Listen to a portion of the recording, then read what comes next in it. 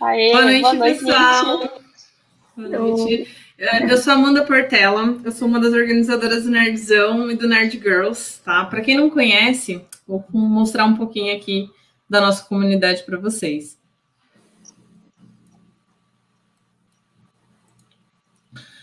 Aqui é o nosso Meetup. Aqui é onde a gente publica todos os nossos eventos, tá? A gente somos uma comunidade que compartilha conhecimentos de tecnologia e por aqui você fica sabendo de todos os eventos que a gente vai realizar, tá?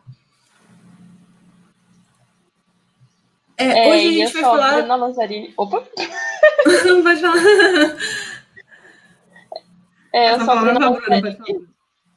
Eu sou a Bruna Lanzarini, sou uma das coordenadoras também, uma das líderes, embaixadoras do programa Microsoft Student Partners aqui no Brasil. E aí eu queria também agradecer ao Nerdzão e ao Nerd Girls por fazer esse meetup com essa parceria. Vou apresentar também um pouquinho da comunidade para vocês. Deixa eu só compartilhar minha tela. Então, de novo, o Microsoft Student Partners é um programa da Microsoft onde elege estudantes que, de alguma forma, obtêm conhecimento, obtêm cursos gratuitos para ferramentas Microsoft, e a gente compartilha isso com a comunidade, tá? A gente também tem o Meetup, para quem quiser acessar, meetup.com/Microsoft Student Partners Latam. A gente está com uma grade de eventos aqui bem legal, está carregando? Mas estamos compartilhando videoaulas sobre inteligência artificial e cloud computing também pelo YouTube. Quem quiser saber mais é só acessar. Minha internet está me trollando, então não vou conseguir mostrar a agenda, mas... carregou. A gente tem bastante evento marcado, não só aqui no Brasil, mas em outros países também. Mas quem quiser, quem é aqui do Brasil que fala português, as videoaulas também estão aqui, tá bom? É só entrar, se inscrever, bem bacana. Vai até junho.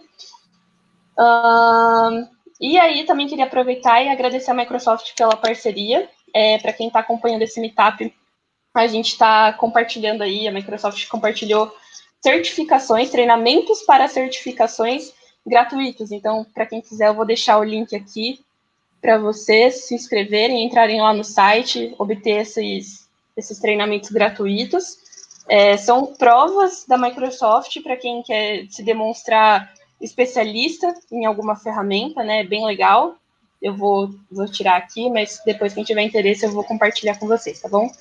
E é isso. A gente tem um evento, né? Mais um evento aí com o Nerd Girls, e quem vai apresentar pra gente vai ser a Jorge de Joinville. Isso é bom das lives, né, gente? A gente tem de qualquer lugar do Brasil aqui perto da gente agora. Pode falar, Jorge. Então tá. Boa noite aí, gente. Tudo bem? Eu tô muito animada. Obrigada, meninas, pelo convite, pela oportunidade. Vamos iniciar, então, essa palestra falando sobre um pouquinho de cloud e o que a gente veio trazer hoje pro Nerdzão com relação ao cloud, né? Eu vou me apresentar primeiro, né? Meu nome é Georgia, eu tenho 22 anos e eu sou analista de infraestrutura no cloud numa empresa aqui de Joinville. E eu curso engenharia de software. Se Deus quiser, estou quase me formando. Já estou na parte do TCC, vai dar tudo certo. E eu virei MSP no final do ano passado. E até então me tornei o beta, né? Que são um dos marcos ali que esse programa da Microsoft de embaixadores traz pra gente. E tem mais alguns ali pela frente, mas já estou muito feliz com essas primeiras conquistas e para poder fazer parte disso tudo. Então, eu trouxe para a gente um pouquinho, né, de cloud computing, falando um pouco dos princípios da computação em nuvem, falando dos desafios que ela traz para diversas empresas que queiram migrar seus serviços para ela, o que ela traz de benefícios para essas empresas, enfim, vamos lá. Então, né, começando por uma intro, né, o que seria esse cloud computing, né, o que ele traz para a gente, quais são os benefícios que ele traz para quem gostaria realmente de utilizar ele, né. Então, usando de um exemplo, eu trouxe ali, né, a lâmpada, né, quando a gente acende uma luz, a gente só quer que essa luz funcione, né, a gente sabe que precisa dessa eletricidade para tudo isso acontecer, né, mas exatamente os detalhes de como essa eletricidade chega até essa lâmpada, para a gente não vai ser a importância no momento que a gente quer que ela simplesmente acenda, né? A gente sabe que ela passa por toda a usina elétrica, pelos circuitos, enfim, até chegar à nossa casa e à nossa lâmpada, né? Então, esse processo que permite que essa luz ela fique acesa, ela é oculto, né? Ela fica atrás ali, simples, atrás de um simples ato do interruptor, né? De você ligar o interruptor e a luz acender. Então, a gente paga apenas pelo aquilo que a gente usa. Quando a gente compra a lâmpada, a gente não vai pagar por aproximadamente aquilo que talvez a gente consumiria de energia, né? A gente só vai pagar a energia quando a gente utilizar ela e conforme a gente utilizar, né? Então, se ela estiver apagada, a gente não vai pagar por aquele uso, né? E essa é mais ou menos essa é a questão, na verdade, do cloud computing, né? Pagar exatamente por aquilo que a gente usa, né? Então, a computação em nuvem, ela nada mais é do que o aluguel de recursos, né? Aluguel de espaço de armazenamento, ciclos de CPU, computadores, enfim. E o que nos fornece esse tipo de serviço, ele é conhecido como o provedor de nuvem. Então, a gente tem vários exemplos, né? Claro que enfocando o Azure, né, que é a base que para nós que utilizamos a parte de Microsoft, né? Mas nós temos ali o Google Cloud, a Amazon. Eu acabei trazendo também a TOTUS, que é onde eu trabalho, né, especificamente. Mas vamos focar nessa palestra sobre o Azure mesmo, né? Dentro desses provedores, todos eles, claro, vão ter algum tipo de aplicação, de alguma coisa talvez a mais, ou uma especificação diferente, mas todos eles vão trazer pelo menos aqueles 4 ali, que é o poder de computação, armazenamento, rede e análise. Coisas básicas que todas essas plataformas provêm, né, além dos outros templates, dos outros serviços que eles trazem também. Então, como provedor, como poder de computação, ele vai te oferecer um servidor Linux, uma aplicação web. Como armazenamento, vai te oferecer banco, vai te oferecer gerenciamento de dados, ele vai te oferecer rede, obviamente, né, conexões seguras entre o provedor e a tua empresa. E análise, ele vai te oferecer também um dashboard, né, uma visualização desses dados, o quanto você está consumindo, quanto você não está consumindo, se você pode mexer naquilo, um auxílio realmente da própria plataforma, né. Próximo. E os serviços de computação, né? A meta da computação em nuvem nada mais, nada menos do que facilitar e tornar mais eficiente essa administração da empresa, né? Dos seus recursos, dos seus serviços, do seu negócio.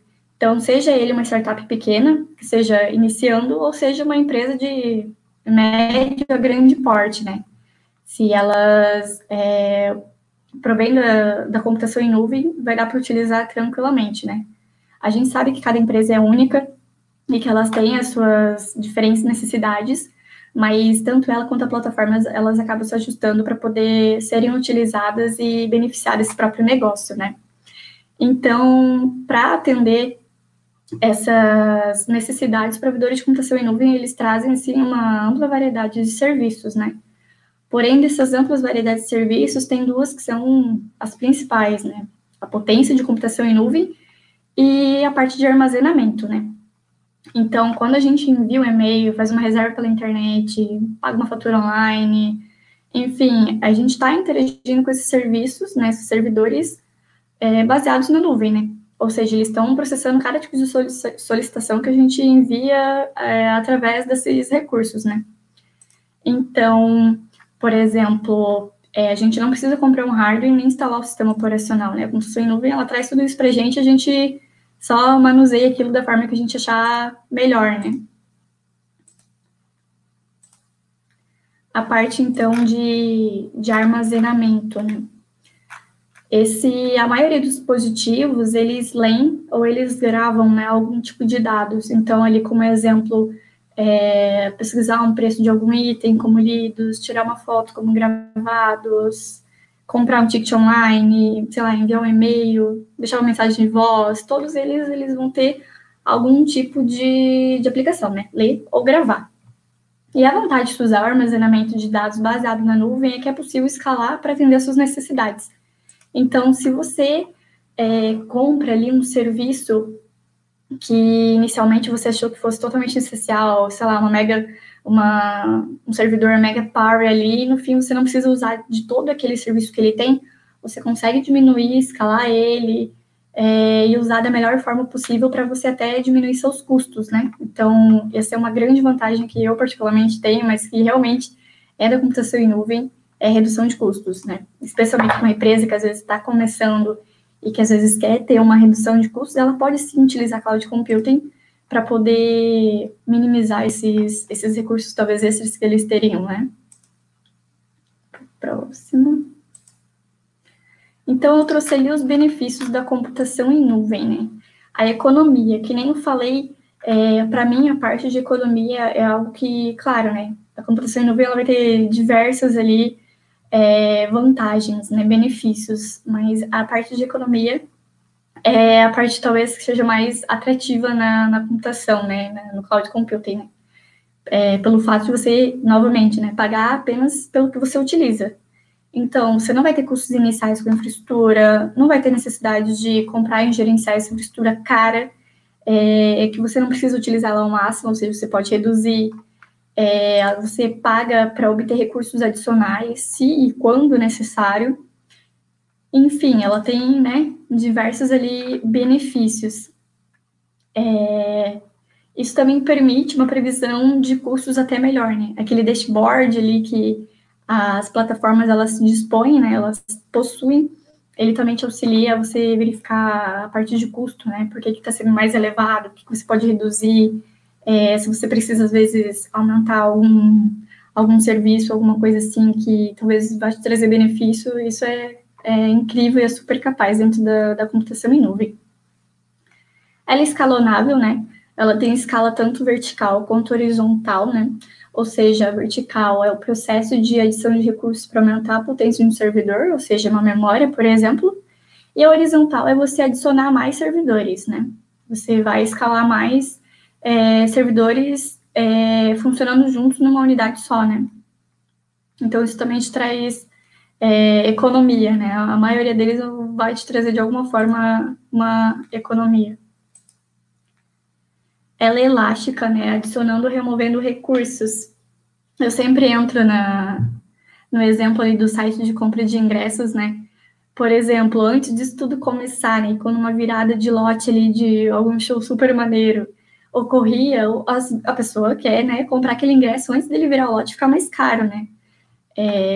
Agora, com tudo isso que está ocorrendo, as pessoas talvez tendem a diminuir esses gastos. Então, eu vou continuar pagando uma infraestrutura super mais cara para alocar todo esse meu serviço? Não, vamos diminuir, vamos deixar o ritmo ali desacelerando.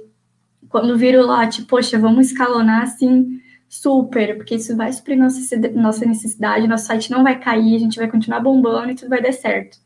Então, essa elasticidade, ela traz essa opção ali para a gente consegue mexer e deixar nosso serviço ativo ou diminuir caso seja necessário devido à demanda, né? Claro que o site foi uma opção, tem diversos exemplos ali que a gente pode utilizar a elasticidade. Ela é confiável, né?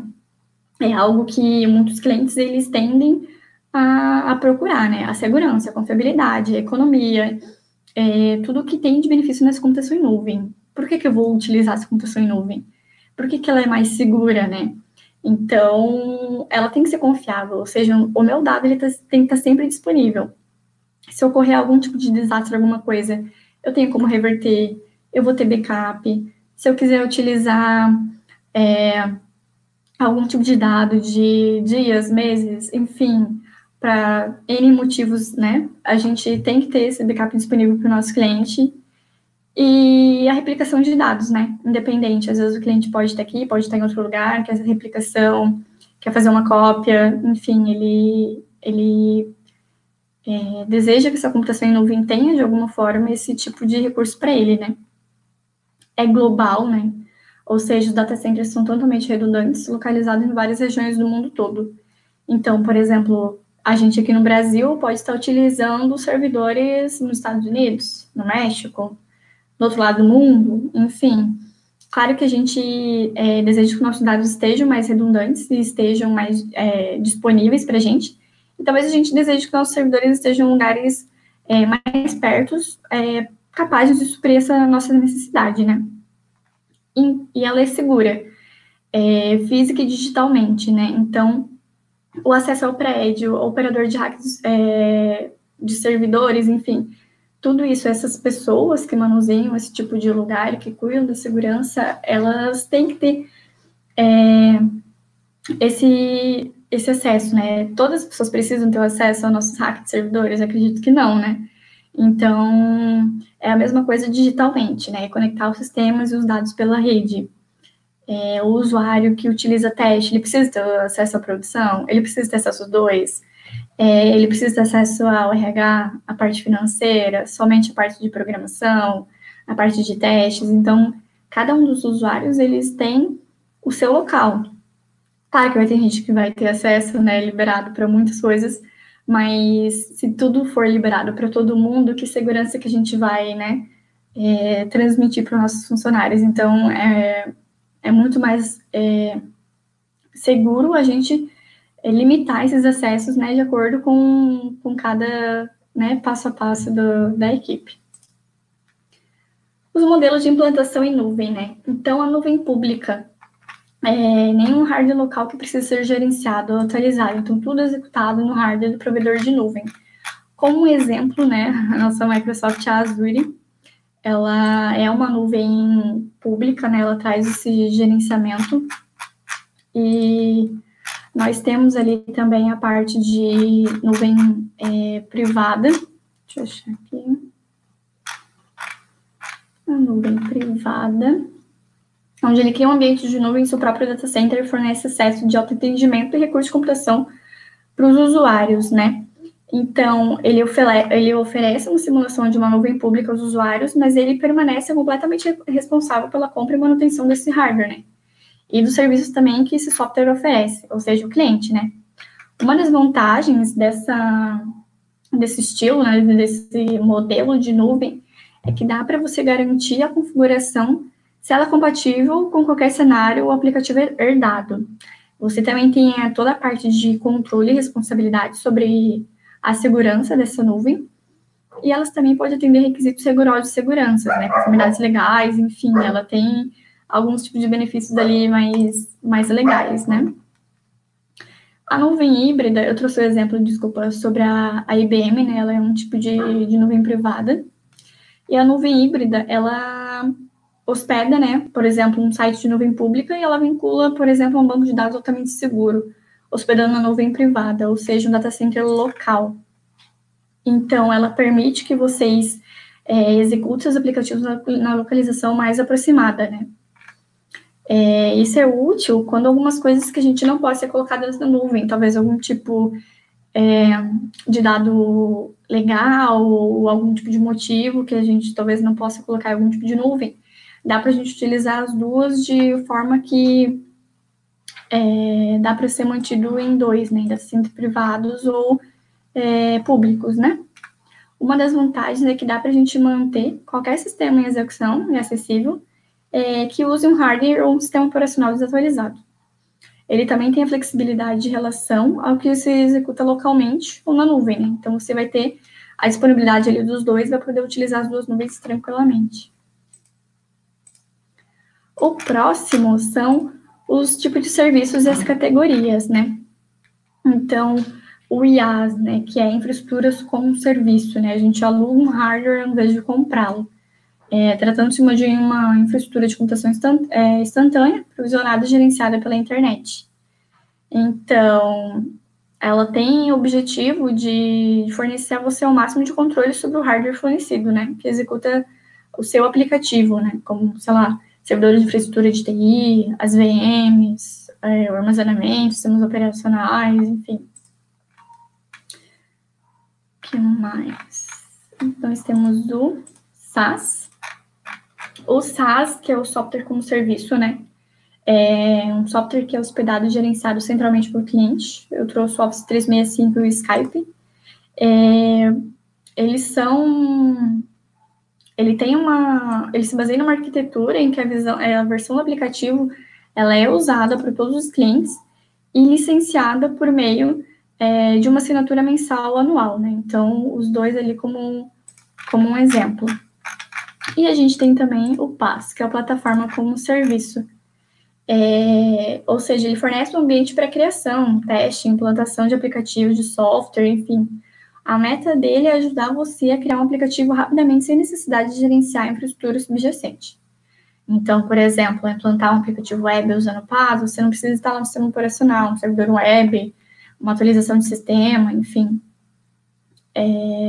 Por exemplo, se você quiser utilizar um Python, alguma coisa assim, ele te dá essa interface da IDE deles para poder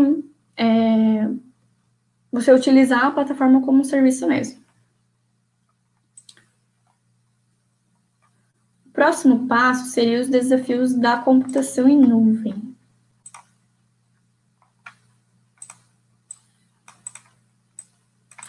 Então, vamos prosseguir. Segurança dos serviços de dados, né? Opa, deixa eu voltar.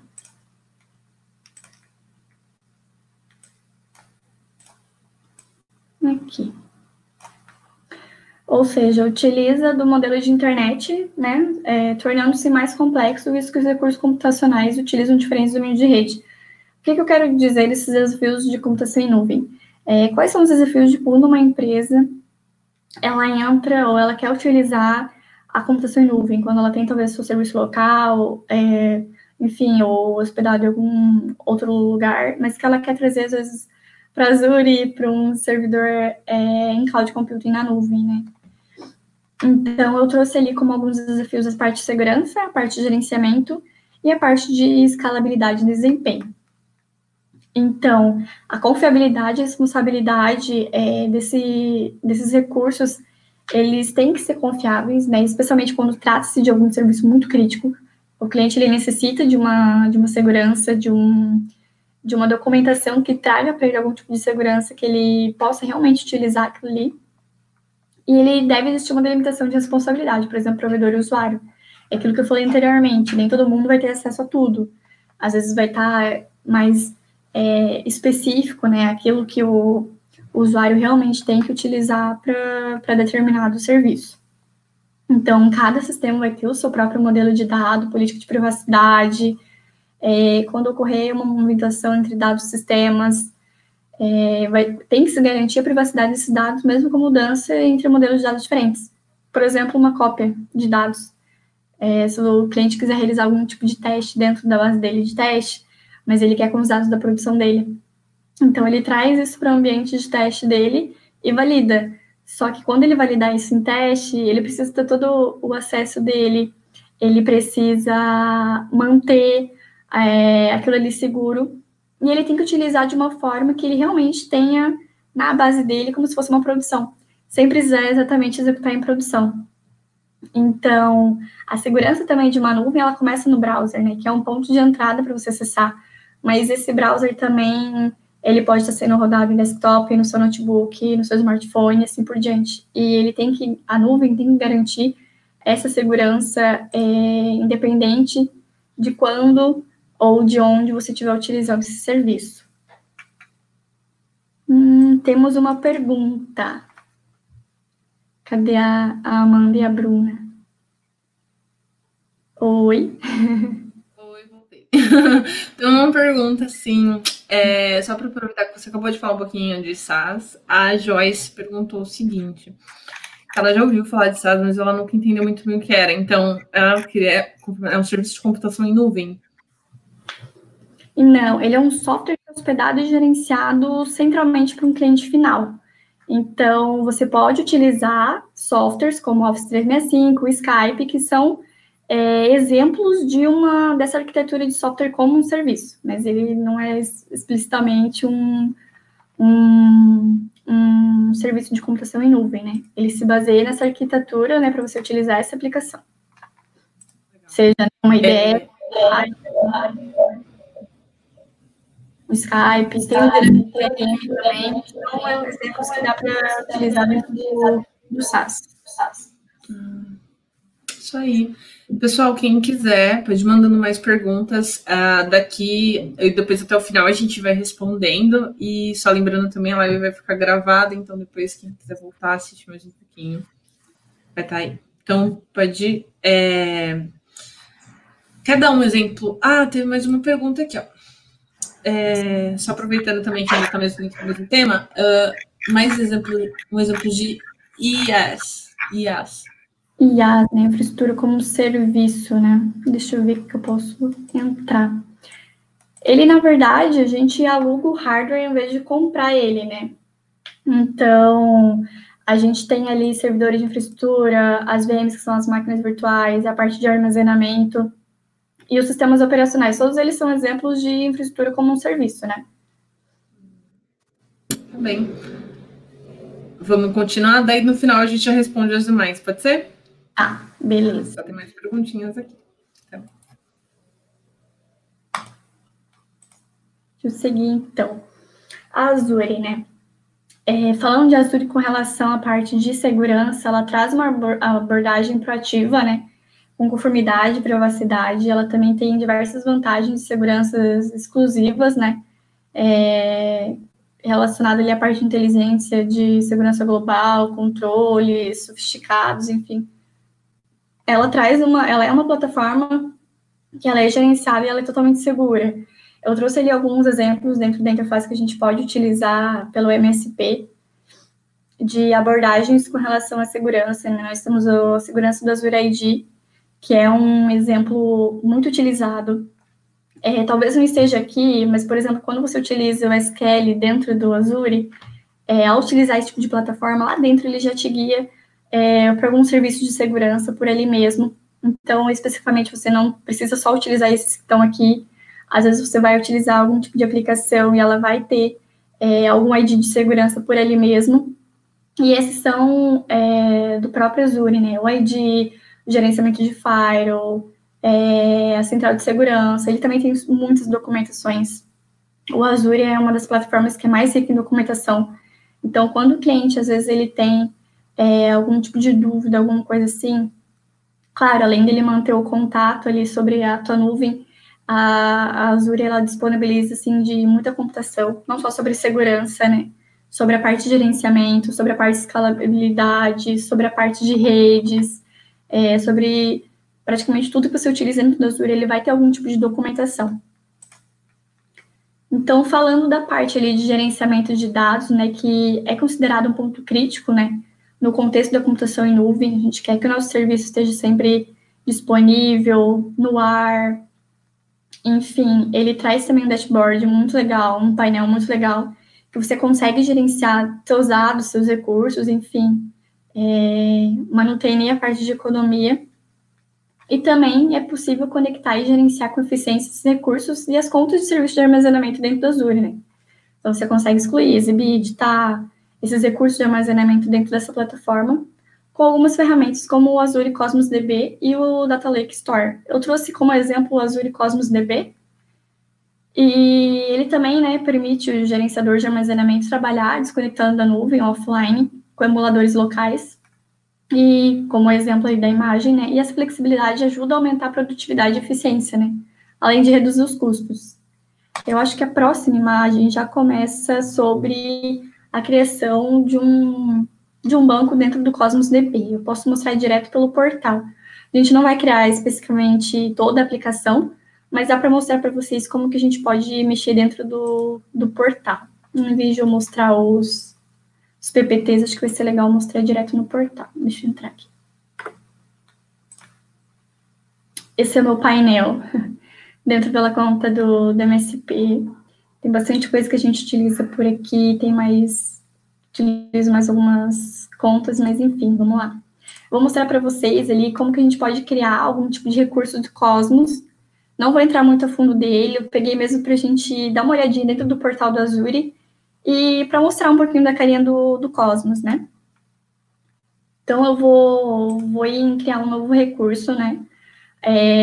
Aqui ele vai estar disposto para a gente, o Azure Marketplace, onde a gente pode procurar todos os aplicativos que a Azure pode oferecer para a gente, né? Na parte de banco, de container, de blockchain, de análises, enfim, N coisas. E como a gente vai usar o Cosmos, eu vou entrar direto em banco. Que nem eu falei, aqui tem o SQL, tem o database, enfim, tem diversas opções aqui que a gente pode utilizar de banco de dados. E nesse caso, como eu tinha falado de exemplo do Cosmos, vamos usar o Cosmos. Vamos lá. Então, a gente vai criar essa nossa conta no Azure do Cosmos. Eu não vou mexer muito a fundo dele, mas é só para a gente ver um pouquinho da carinha de como que ele pode funcionar. Então, a minha assinatura, né, eu utilizei a padrão. Eu já tinha criado um recurso para o Nerdzão. Então, vamos ver se com ele vai dar para a gente prosseguir. Eu vou colocar aqui Nerdzão Cloud 2. Vamos ver se ele vai deixar. O resto eu vou deixar tudo padrão, só para a gente mexer. Uma coisa que eu vou alterar, na verdade, é a localização. Porque essa localização, ela pode ser usada pela nossa conta de uma forma mais gratuita, sem precisar gastar os nossos recursos ali direto do Azure. Então, já vou ir direto em recriar e revisar e criar. Vamos ver se ele vai demorar. Senão, eu já passo para o slide, já tirei tudo. Então, a gente cria. E ele vai levar a gente para uma outra tela de inicializando a implantação. Tá? Talvez aqui ele demore um pouquinho. Deixa eu passar para cá, que eu acho que dá para mostrar para vocês a tela. Aqui, na verdade, ele já mostra com a implantação concluída, mas essa carinha que ele tem, eu criei anteriormente o Nerdzão Cloud 1, e, enfim, eu fui direto para os recursos. Eu acho que ele ainda está implantando. Ele está em implantação em andamento. Mas tudo bem. O que eu vou mostrar lá dentro do portal é os mesmos prints que eu tirei aqui para vocês. E depois, na hora que finalizar, eu posso mostrar ali também, não tem problema. Essa é a carinha final dele. Depois que ele cria essa implantação desse recurso, ele mostra aqui para a gente todo um dash, onde a gente pode ver a parte de containers, enfim, dá para criar, dá para brincar, dá para se divertir muito dentro disso aqui. E aqui, opa, cadê? Aqui é onde a gente consegue escolher algum tipo de plataforma para utilizar ele. Então, a gente consegue também replicar dados globalmente. Depois, acho que ele finalizando, eu consigo mostrar para vocês certinho o globo e a gente gerenciar mais de um serviço, enfim. Eu, geralmente, tenho mais feição pelo Python. Então, eu costumo utilizar o Python e utilizar esse tipo de plataforma. Ele tem o Java ali, Xamarin, ou JS, enfim, o que você tiver mais proximidade. Ou se você quiser experimentar outra plataforma e se divertir de formas diferentes e brincar, fica à vontade também. Deixa eu ver se ele vai finalizar, acho que ele vai demorar um pouquinho. Senão eu vou dando andamento e depois a gente volta só para mexer nele direto. Devia ter começado a implantação um pouquinho mais cedo. Daí dá certo. Mas enfim, então depois eu volto para mostrar essa interface aqui para vocês. E aí já mostro também um pouquinho da ideia, a hora que a gente cria um setup com o próprio notebook. Deixa eu colocar. Mais umas perguntinhas enquanto espera explicar? Pode ser. Tá?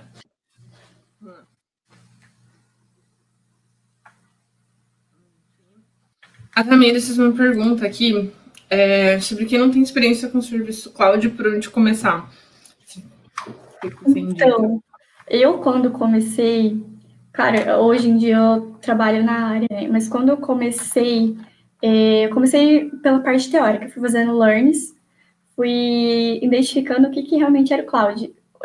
Por que as pessoas utilizavam aquele cloud? Era algo assim que estava tão em alta naquele momento, além de outras coisas, mas para quem não tem experiência e quer utilizar esse serviço, entra numa plataforma.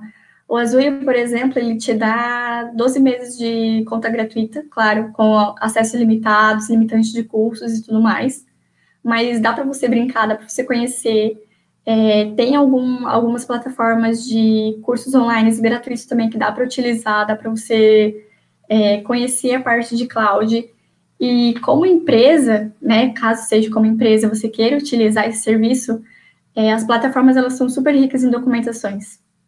Claro que aqui falando de Azure, né, mas as outras plataformas elas também te trazem documentação e que quem está começando não se preocupa, não é algo altamente difícil, todo mundo consegue ir iniciar, e conhecendo, e se adaptando. E as plataformas, elas são muito intuitivas. Você vai criando, você vai, quando você já está mexendo em tudo. Tem razão, são bem intuitivas mesmo. Esses dias eu comecei um treinamento online com mais algumas meninas, e tem até um grupo, né? E muitas não tinham experiência com cloud.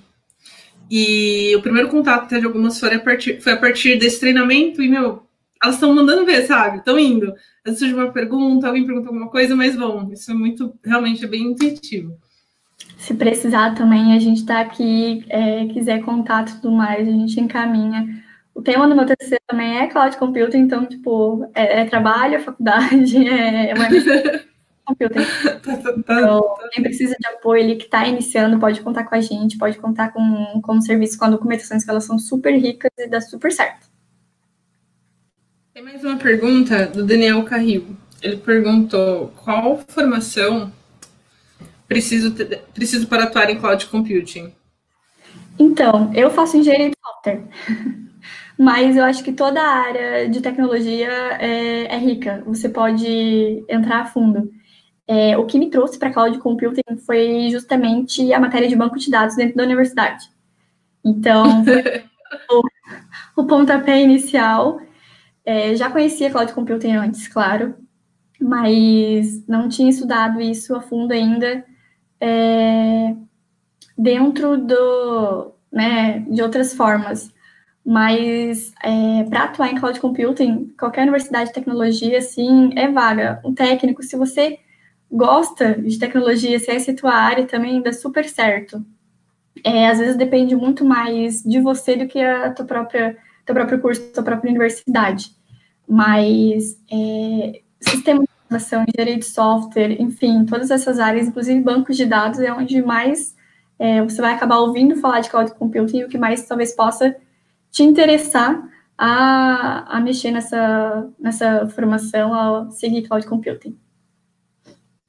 Eu vi porque eu sou DBA também. Então, o banco de dados para mim é bem familiar, assim. Já mexo bastante on-premises, hoje tenho administrado mais coisas em cloud, e assim, a dor de cabeça diminuiu muito, sabe? É muito mais tranquilo, realmente é tudo bem mais... Toda aquela coisinha, né, de backup, monitoração e tal, já é gerenciado, já tem a monitoração ali implementada quando você entra métricas, né? Já tá ali, então é outra vida, no meu caso, como DBA. Então, realmente, para qualquer área faz muita diferença. Quer continuar? Quero. Não tem mais perguntas, não? Senão a gente pode ir tocando depois no final. Tem mais uma. Jorge, você pode dar alguns detalhes sobre modelos Machine Learning no MS Azure? É possível a geração de AutoML? Ele consegue ranquear os modelos pelo modelo com melhor performance? Gente, já saiu do meu escopo. É porque ele já está falando da parte de Machine Learning, né? Dentro da Microsoft. De serviços, né? Claro que são recursos que a Microsoft utiliza, a gente tem também documentação disso. Não sei se tem como depois a gente pode deixar ali para eles, de alguma forma, dentro do chat ou como comentário ali no próprio YouTube. Se tiver como, a gente coloca ali, não tem problema. Pode, inclusive indico até o que você achar que precisar de link ali para indicar para o pessoal, para a gente, isso é muito bom colocar lá. Realmente, a gente tem, em cloud, no geral, assim, é muito serviço. Eu também trabalho, assim, no dia a dia com cloud, e às vezes surge coisa com alguém falando, gente, mas eu nunca ouvi falar disso, eu não sabia que tinha, eu nunca mexi nisso, sabe? E realmente é todo tipo de serviço, todo tipo de solução possível, e a combinação delas é infinita. A combinação dessas soluções para alguma arquitetura de dados, alguma arquitetura é infinita, sério. Nossa, mas é muito bom. É um lugar que você pode mergulhar muito. Então, qualquer coisa também, se o Marcos de Paula precisar, a gente está ali com contato, a gente procura a solução junto, não tem problema. Então, vamos continuar aí, se você... Então, por enquanto tem mais uma perguntinha, vamos continuar, vou sair. Beleza, então. Eu acho que aqui eu estava falando da última interface. Deixa eu ver se ficou pronto aqui. Aí, ficou. A implantação foi concluída. Então, aqui ele vai mostrar os detalhes dessa implantação, né, o tipo da documentação, o recurso que a gente utilizou, que foi aquele que eu já tinha criado do Nerdzão para hoje, e a gente vai para o recurso. Quando a gente for para o recurso, ele já vai aparecer para a gente ali a interface do nosso Cosmos. Ah, ele puxou, tá. Então, ele foi para o início rápido, mas não tem problema. Quando... Deixa eu ver o que eu ia trazer de exemplo. Ah, aqui, ó. O replicar de dados. Quando eu falei ali da parte de elasticidade, de custos, enfim, eu trouxe aqui para a gente a parte de localização, onde a gente consegue adicionar ou remover regiões dentro da nossa conta do Azures. Nesse caso da minha, talvez a de vocês esteja um pouco diferente, enfim. Então, que nem ele fala, né? Cada região ali será cobrada baseada na taxa de transferência. Nesse caso, como eu estou utilizando a conta gratuita, ele não vai chegar a cobrar. Mas quem for utilizar ali a de 12 meses, eu também não sei se ele habilita esse recurso ou não. Mas qualquer coisa, se você precisar, é só falar ali com a gente que a gente dá uma olhadinha. Então, eu criei ele, como anteriormente, ali nos Estados Unidos, né? A parte 2, o Oeste. E se eu quiser replicar esses meus dados globalmente para outro lugar, deixa eu ver o que ele me garante aqui. Aqui, Central. Então, eu repliquei. Quando eu for em escalas... Opa, esqueci de salvar. Nunca esqueçam de salvar, gente. Já perdi muito recurso, muito acesso por causa disso, mas enfim. Ah, ele vai adicionar ou remover. Ele adicionou e removeu a minha escala. Então, quando eu for para cá, acho que ele vai trazer um mapinha. Deixa eu ver. Aí, às vezes, estou olhando para o lado de lá, mas é porque a tela que tá compartilhando com vocês está do lado de cá, tá? Achei que ia ser mais rápido. Vamos lá. Então, aqui a interface dele. Nessa parte, a gente consegue atribuir aqui, por exemplo, novos containers, habilitar e desabilitar previews, enfim. É para ele me mostrar aqui uma parte de escalabilidade. Acho que ele ainda está processando aqui em cima. Deixa eu ver. Tá, ele está adicionando a minha nova região. Vamos ver se ele vai já finalizar, que eu já mostro. Enfim. Mas o que eu gostaria de mostrar é que é possível a gente adicionar, remover essas regiões, ou seja, a gente replicar esses nossos dados globalmente.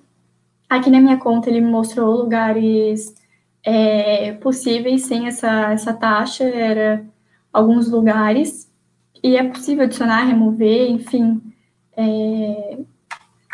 Se não for especificamente, dá para a gente brincar com isso aqui, mas também dá para tratar de assuntos sérios, enfim. E eu tenho aqui a parte de métrica. Ah, era isso que eu queria mostrar.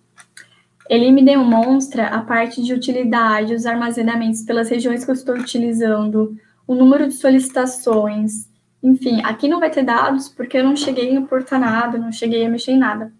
Só estou trazendo mesmo a interface para vocês, para a gente dar uma olhadinha sobre o que é esse Azure Cosmos DB, né? O que ele traz para a gente, enfim. Só para demonstrar para vocês também o portal, né? A facilidade de utilizar o portal. Então, vamos voltar aqui para a apresentação. Então, falando de escalabilidade e desempenho, né? Essa é uma das características assim, fundamentais que conduziram, né, na verdade, o surgimento da computação em nuvem, né? É você ter o seu dado replicado assim, em diversos lugares, garantindo a redundância, garantindo a disponibilidade deles. Se der algum problema em algum tipo dessa região, em outras regiões que ele está escalonado, ele poder suprir aquela necessidade, seu cliente não ficar fora, você não ficar sem dados, enfim. Uma das maiores e melhores características, eu acho, da computação em nuvem, né? Além da redução de custos, que nem eu já falei, a parte econômica é sensacional. Então, essas plataformas, elas podem ser dimensionadas, né, por vários fatores, como ali eu demonstrei, a localização geográfica, desempenho, configuração. É possível utilizar ela em diversos lugares mundiais, claro, de acordo no lugar que sua plataforma ali tiver disponibilidade de data centers, né? Então, ele vai poder escalonar para esse lugar. A gente sempre sugere que seja lugares assim mais próximos, né? Então, por exemplo, aqui no Brasil, seria talvez interessante você ter suas máquinas, suas aplicações nos Estados Unidos, talvez no México, no Canadá, e não, por exemplo, lá do outro lado do mundo, né? Porque isso pode garantir uma maior redundância, né, e escalabilidade para o seu serviço, né? Por mais que ele não esteja aqui no Brasil, ele está em outro lugar, né, no mundo, mas ele ainda pode garantir para você uma estabilidade melhor com relação ao seu serviço, né? Não que outro lugar mais longe não dê, mas é que a segurança de estar com essa disponibilidade mais perto de você, talvez te traga uma segurança, né, melhor, né, te abraça aquilo ali que está realmente perto ali de você e da sua aplicação. Dentro do Azure, a gente tem o nosso serviço de Kubernetes, né? Ele é totalmente gerenciado, ele é mais fácil de implantar e gerenciar nesses aplicativos em containers. Também é possível escalonar, né, a infraestrutura geograficamente e garantir o desempenho e disponibilidade desses. Então, além do Cosmos, a gente tem o Kubernetes. Ele trabalha com containers, né, ele faz escalabilidade de containers. E é uma plataforma open source, né, extensiva, portátil, enfim, para você automatizar, implantar, dimensionar, enfim, ele é sensacional. O texto aqui, ele tá, né, muito grande, mas assim, o que eu posso trazer para vocês? Ele gerencia esse ambiente hospedado, né, do Kubernetes, ou a Azure, né, tornando mais fácil de implantar e gerenciar aplicativos de containers no Azure. Eu, quando iniciei com a parte de gerenciamento de containers, às vezes pode parecer muito complicado. O Kubernetes em si, às vezes a configuração dele para quem está iniciando pode ser um pouco complicada.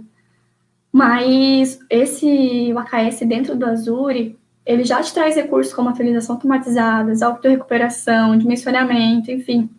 Isso pode facilitar quem, assim como eu, está, né, iniciando nessa parte de Kubernetes. Então, a gente chama ele de mestre do cluster, né, do Kubernetes, sendo gerenciado pelo Azure, ele é super gratuito. Mas quem tiver um pouco assim, de dificuldade, talvez no começo, de mexer com ele, dentro ou fora do Azure, tem diversas documentações, tem muitos learns gratuitos que dá para utilizar. E às vezes é legal, se você tem alguém que já conhece, que manja um pouquinho ali da parte de containers, vai te ajudar, assim, bastante com relação a esses serviços, né? Então, ele é possível integrar com qualquer oferta de serviço do Azure. A última vez que eu utilizei ele foi com SQL dentro do Azure. Foi um pouco difícil ali no começo de configurar, mas é uma particularidade minha, não é do Azure. Ele é totalmente intuitivo, mas, como eu falei, para quem está começando, às vezes parece mais complicado do que realmente é, né? Então, o que ele traz, assim, né, de soluções, né, como gerenciamento de segurança e identidades, né? Que nem eu mostrei anteriormente, tem recurso do Azure como Azure ID, que é possível utilizar junto com o Kubernetes como uma forma de segurança, né? O monitoramento, o registro de logs, ele inclui o Azure Monitor. Você tem tipo um dashboard junto para os seus containers, para você aumentar, ver a visibilidade, o desempenho desses clusters, se você pode diminuir, aumentar serviços, enfim. Aqui também explica um pouquinho da parte de expandir ou reduzir o ambiente, enfim.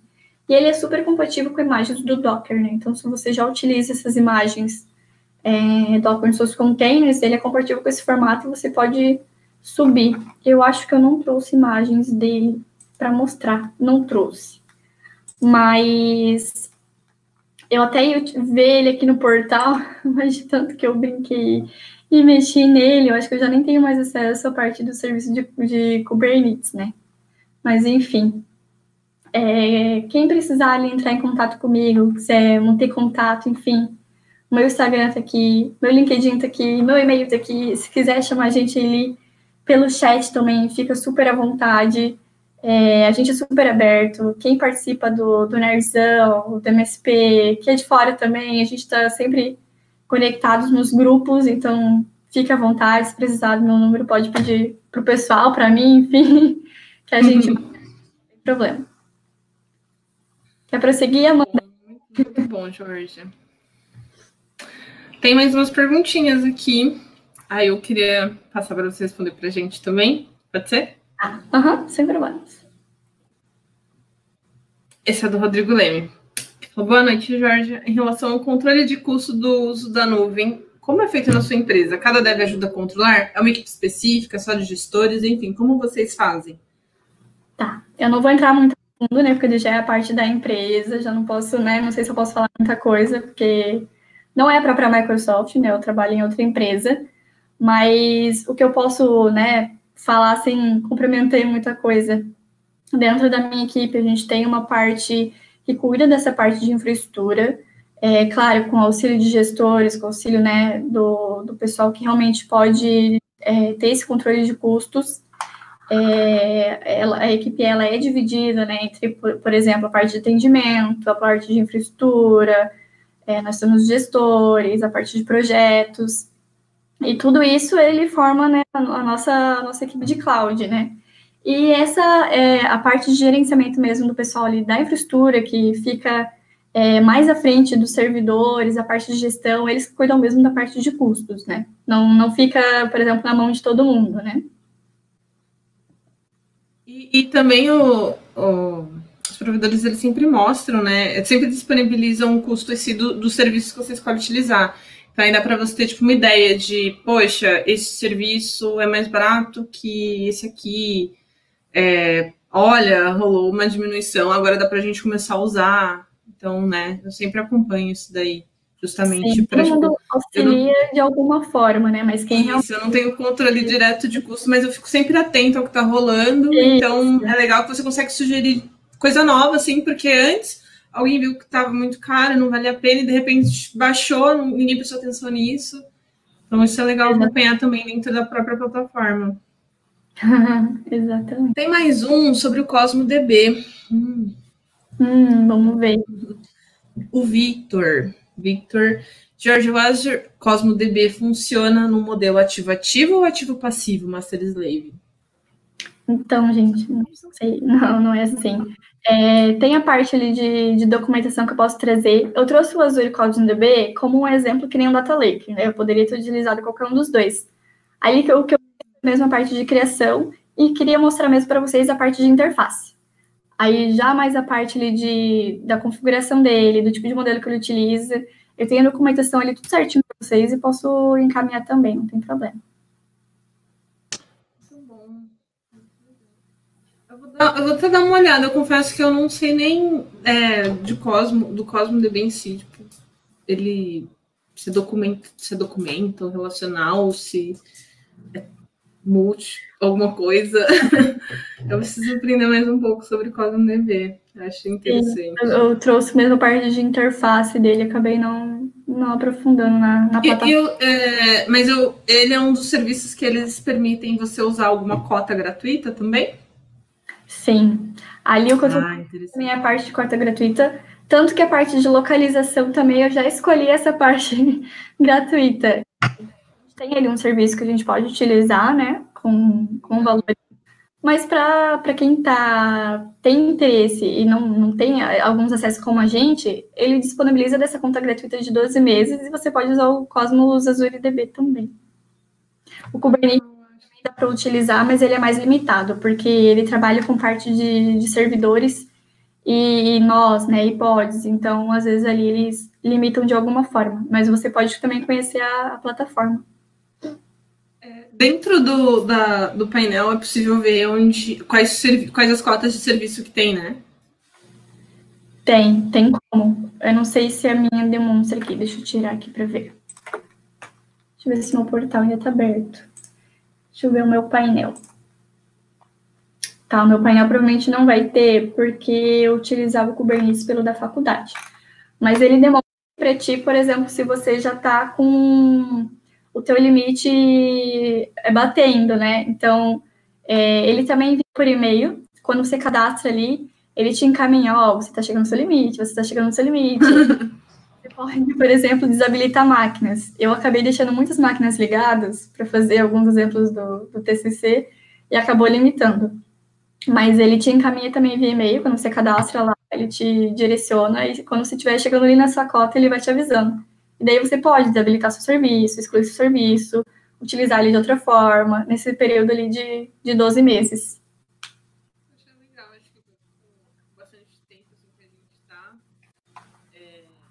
para fazer muita curiosidade lá da plataforma, ver que serviço é legal. Por exemplo, acho que eu conhecer um pouquinho mais o Cosmo, para mim vai ser bem interessante. Eu, como DBA, para mim vai ser muito bom conhecer desse. Dá para associar com outras plataformas ali, serviços como Python, Java. Quem gosta ali da parte de programação não precisa exatamente cuidar da parte de banco, né? Também pode utilizar a programação e linkar os dois, poxa. E eles fazer têm de algum teste, alguma coisa, né? Isso, que dá para mexer também.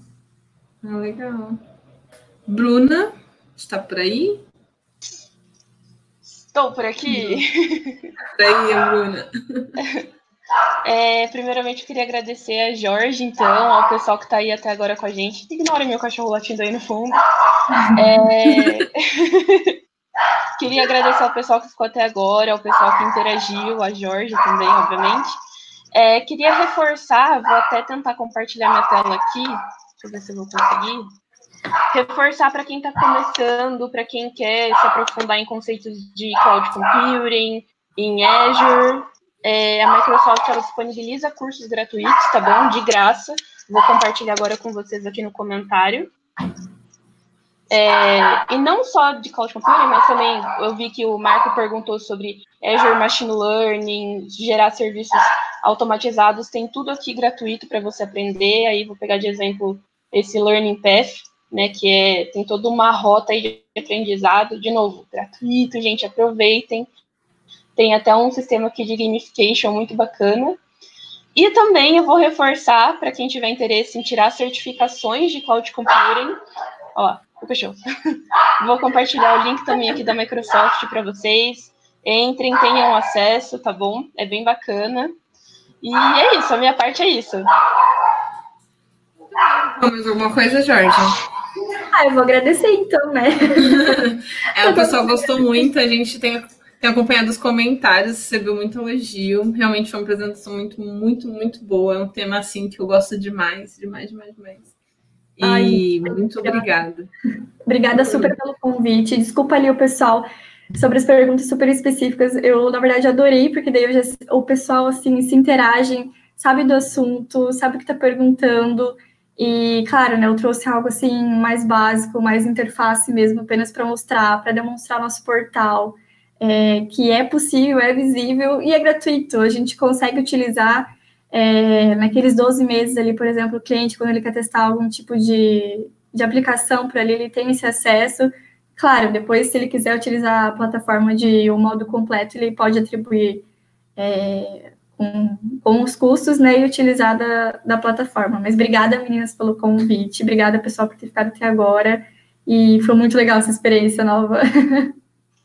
Eu acho legal falar que quem é estudante é legal procurar na universidade, na faculdade, mas geralmente oferece, né, essa conta gratuita com 100 ou 200 reais de crédito, então anual ou mensal, agora eu não me lembro ao certo, mas procurem quem tiver interesse, é muito bacana. Quem também tiver interesse em se juntar ao MSP, pode me chamar a Jorge, enfim. E de novo, ao Nerdzão também, a gente tem lá o Meetup aberto, a Amanda mostrou no comecinho, tá aí também para seguir no banner. Então, é isso, pessoal. Pessoal, muito obrigada. Todo mundo ficou aí assistindo a gente. Então, boa noite para vocês e até a próxima. Até!